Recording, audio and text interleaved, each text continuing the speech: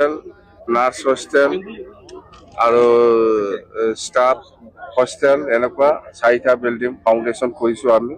এইটো চেৰিমনিয়েল যেটো ফাউণ্ডেশ্যন এইটো হৈ গ'ল আৰু এই মেডিকেল কলেজ বা হস্পিটেল হিচাপে কিছু ডিপাৰ্টমেণ্টেল ষ্টাফৰ অভাৱ আছে আমি গম পাইছোঁ। সেইটো আমি এতিয়াতো ইলেকশ্যনৰ কাৰণে চবে বিজি, তো সেইটো মই কৈছোঁ যে ইলেকশ্যনটো যাব দিয়ক, মই সেইখিনি যিখিনি ষ্টাফ বা টেকনিকেল লাইনৰ ষ্টাফ বা যিকোনো সেইবিলাক সমস্যাৰ ওপৰত মই CM ছাৰৰ লগত ভালকৈ আলোচনা কৰি পেলাই যিটো আমি আনিব পাৰিব সেইখিনি কথা।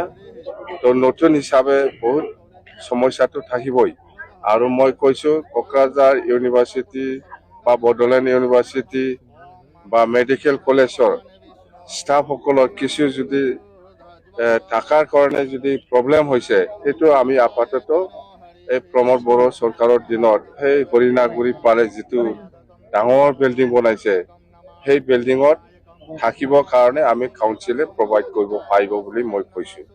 ইয়াতেতো কোনো MCLA EM নাথাকে, নিজেও থকা নাই, ইহঁতে নিজেও থকা নাই। এতিয়া এনে পৰি আছে সেইবিলাক বিল্ডিং যাতে ইউজ হয়।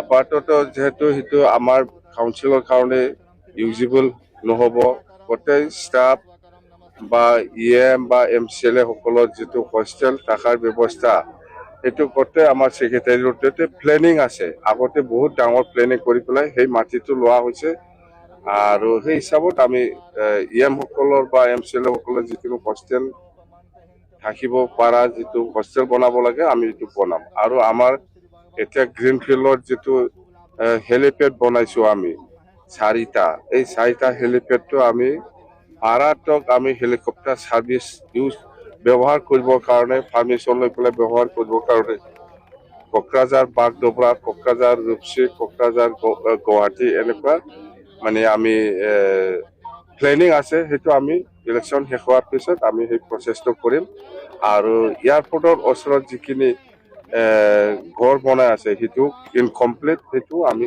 শেষ কৰি দিম। ইলেকশ্যন যাওক, হৈ যাব।